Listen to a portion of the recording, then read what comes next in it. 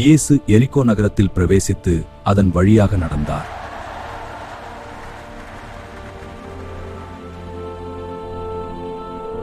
ஆயக்காரருக்கு தலைவனாகிய சகேயு இயேசுவை பார்க்க விரும்பினான்.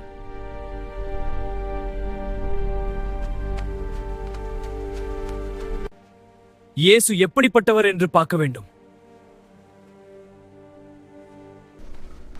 அவன் குள்ளமானவனாக இருந்தபடியால் இயேசுவை பார்க்க மரத்தின் மேல் ஏறினான்.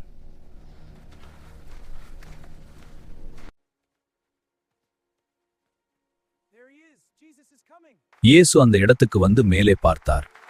சகேயுவே, சீக்கிரமா இறங்கி வா. இன்று நான் உன் வீட்டில் தங்க வேண்டும். இதோ ஆண்டவரே, உடனே இறங்கி வருகிறேன்.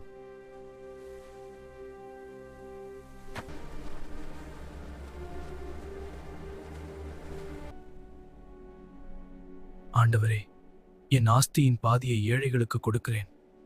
நான் ஏமாற்றியவர்களுக்கு 4 மடங்கு திருப்பிக் கொடுக்கிறேன். சகேயு மனம் திரும்பி தனது வாழ்க்கையை மாற்ற முடிவு செய்தான். இன்றைக்கு இந்த வீட்டுக்கு இரட்சிப்பு வந்தது.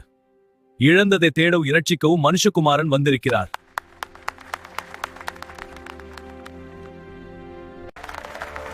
நண்பர்களே, நான் தான் சகேயு பேசுகிறேன். நான் எரிகோ நகரத்தில் ரோம பேரரசின் கட்டளையின்படி வரி வசூலிப்பவனாக வாழ்ந்து வந்தேன்.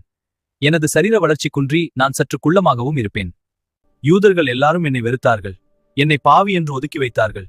என்னை நேசிக்க யாருமே இல்லை. ஒரு நாள் இயேசு எரிகோவுக்கு வருகிறார் என்று கேள்விப்பட்டு அவரை பார்க்க ஒரு மரத்தின் மேல் ஏறி காத்திருந்தேன். இயேசு நேராக என்னிடத்தில் வந்து, சகேயுவே, இறங்கி வா. இன்றைக்கு உன் வீட்டில் உன்னோடு தங்க வேண்டும் என்றார்.